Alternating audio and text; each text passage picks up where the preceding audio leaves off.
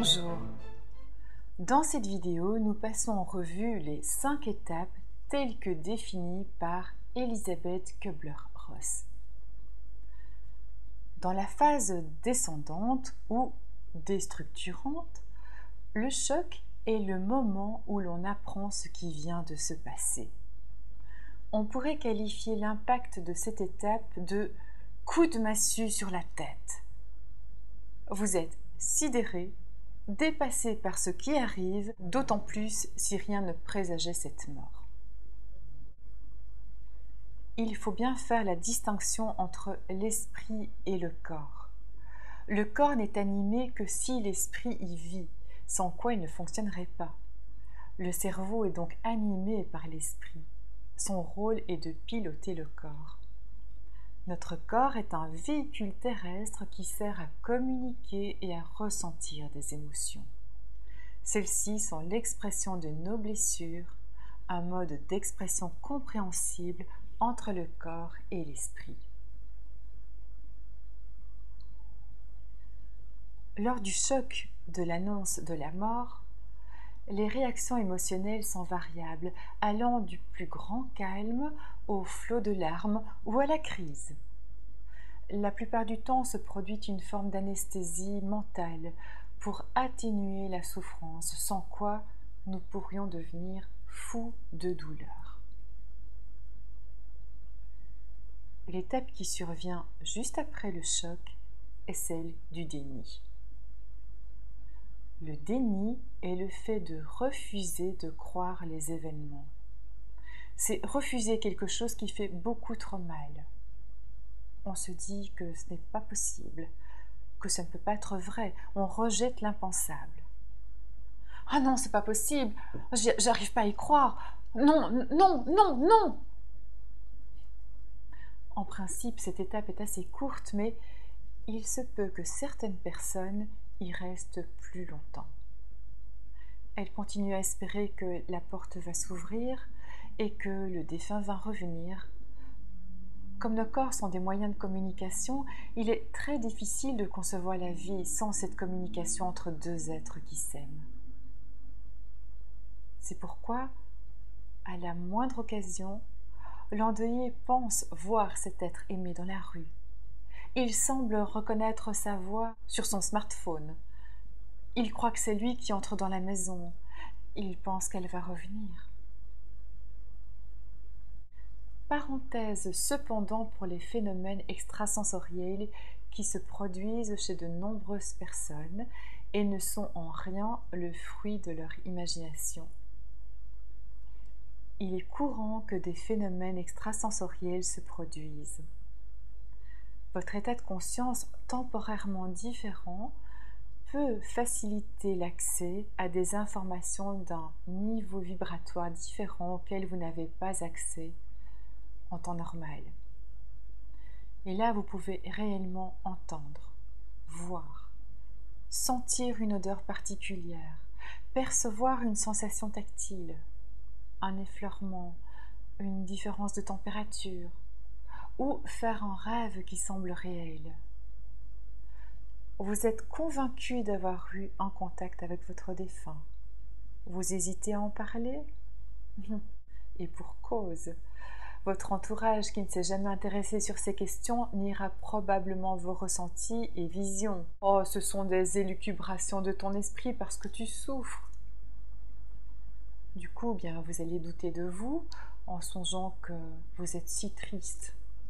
Sans doute que votre esprit rationnel a laissé la place à de fantaisistes impressions consolatrices.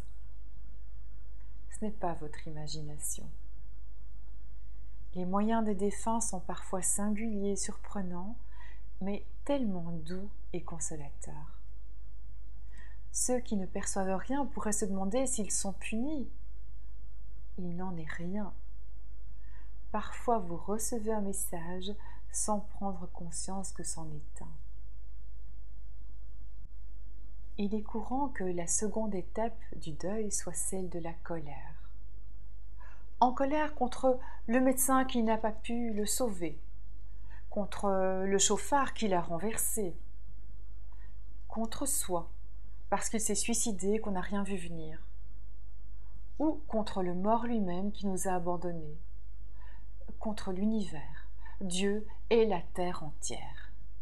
C'est trop injuste, qu'ai-je fait pour mériter cela?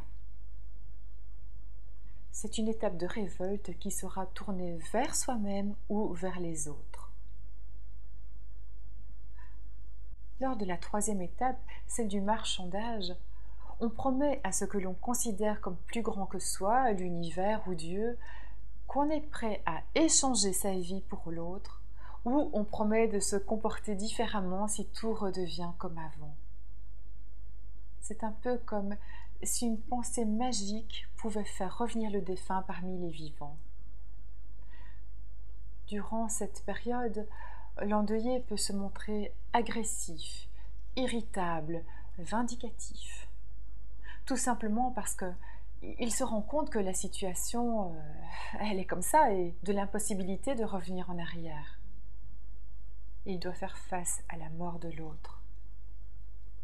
Après les obsèques, les amis et les familles ont repris le cours de leur vie. Mais pour le proche du défunt, il en est autrement. Toutes ses pensées sont orientées vers le mort.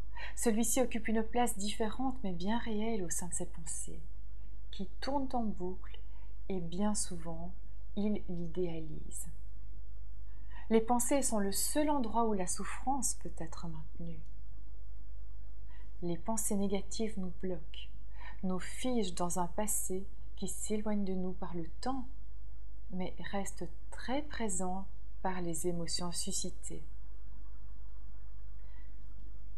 Il y a cette impression que le temps s'est arrêté.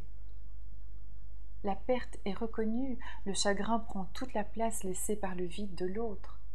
Il se manifeste sous différentes formes, allant de la tristesse à l'agressivité, de la culpabilité à l'impuissance, de l'apathie à la suractivité.